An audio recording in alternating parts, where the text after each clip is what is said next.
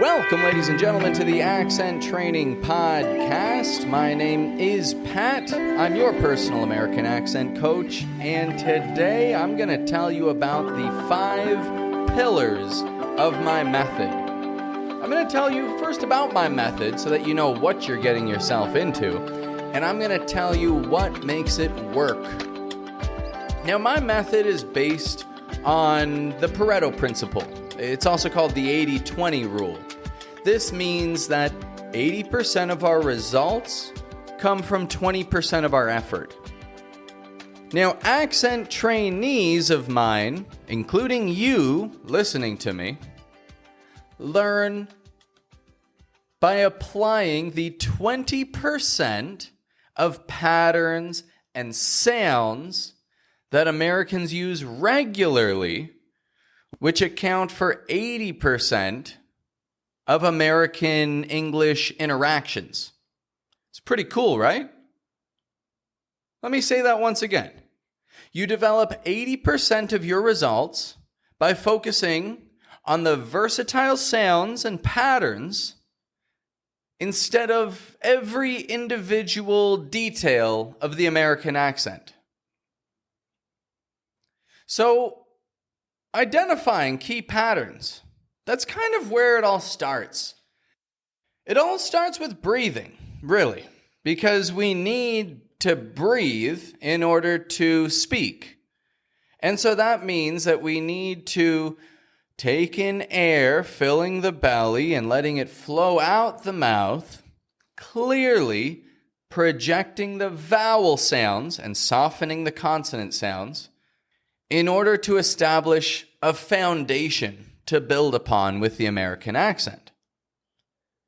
That key, which is used in every word and every syllable that you pronounce, is then going to allow you to concentrate on projecting your voice clearly with specific patterns that are used in 80% of American English interactions.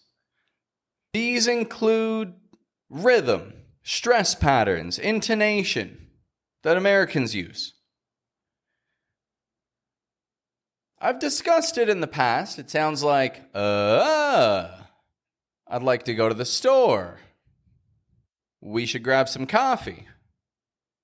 And if it's a yes or no question, it will sound more like, do you want to hang out?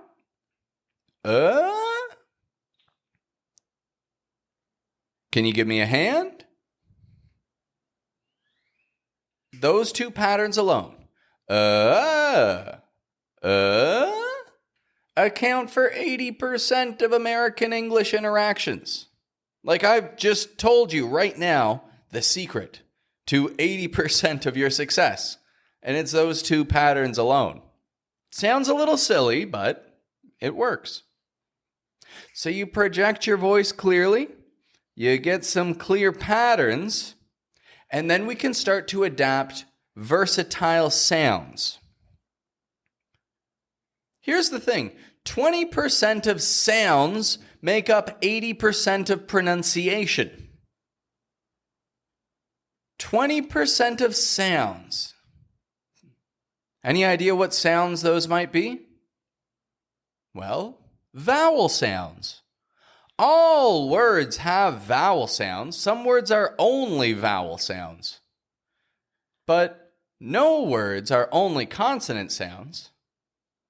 And there are so many consonant sounds, but there are only 16 vowel sounds. So we apply the patterns that we learn to key vowel sounds that are used in 80% of American English words. These begin with like the resting tongue position, like something I just recently released 3 podcast episodes about, And it also includes a sound like ah. Another extremely versatile sound, which I even wrote a whole book on. And I must have at least a dozen episodes out about the sound ah.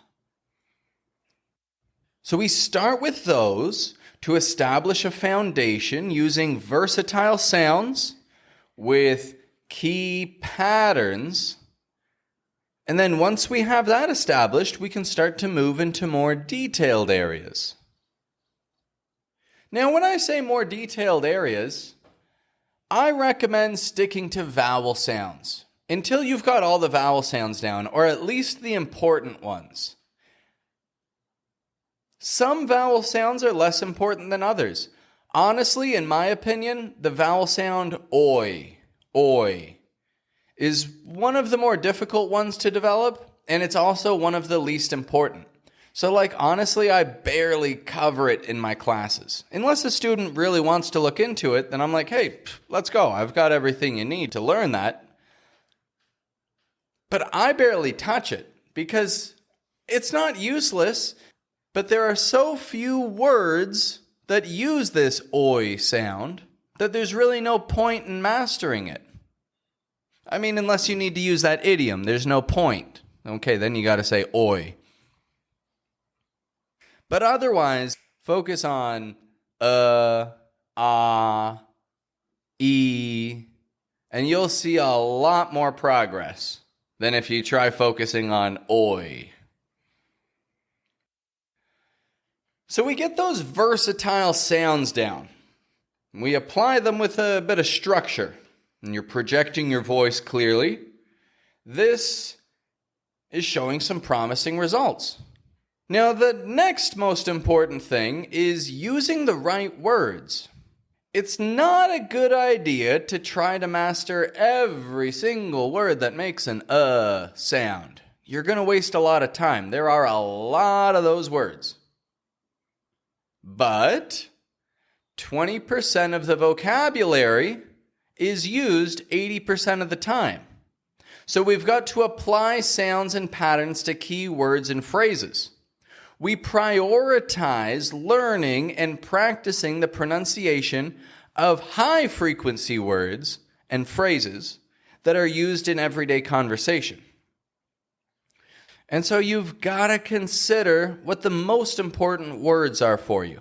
The 20% of vocabulary that you're using 80% of the time. And then you focus on the sounds that are going to show you the most results, with the patterns that are going to show you the most results, and boom, you're well on your way to learning the American accent. Now, the fourth pillar of my accent training method is to identify the most effective training techniques for your specific situation. Because again, 20% of techniques yield 80% of results. Some of you see a lot of progress by repeating minimal pairs, words like bat, bot, lack, lock. However, others like to watch TV shows or movies and catch key words that people are saying. And others have no time for American media. You're too busy. That's why those folks are listening to this podcast right now, because they're on the go. Not all training techniques work for every individual. By tracking the most applicable habits and techniques for yourself, you can focus on drills that are specific for you. And you can focus on listening and feedback exercises for your own specific life to show the most results in the least amount of time. It certainly doesn't hurt to try to, fit in some accent training with some different techniques, to shake things up now and then. Definitely isn't going to do you any wrong. But we got to be realistic. Some people are more dedicated than others. Some folks are every day, all day, every day, trying to master the American accent as quickly as possible for whatever their ambition may be. Other people just like to dabble, and they say, hey, I just want to have a good sound. I don't need to be perfect. I just want to have a good sound. Both are good reasons to work on your skills.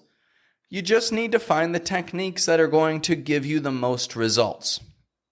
So 20% of learning techniques are going to yield 80% of results. And that's how the 80-20 rule applies to accent training. Now, the fifth pillar of my accent training method is practicing in context.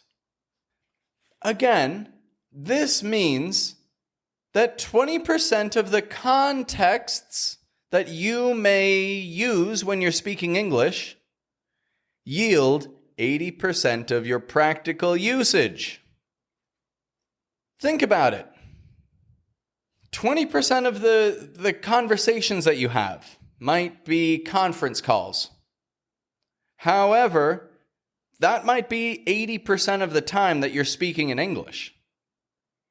Here's another example. Of all the people that you speak with, which may be many people, you might speak with your neighbor the most.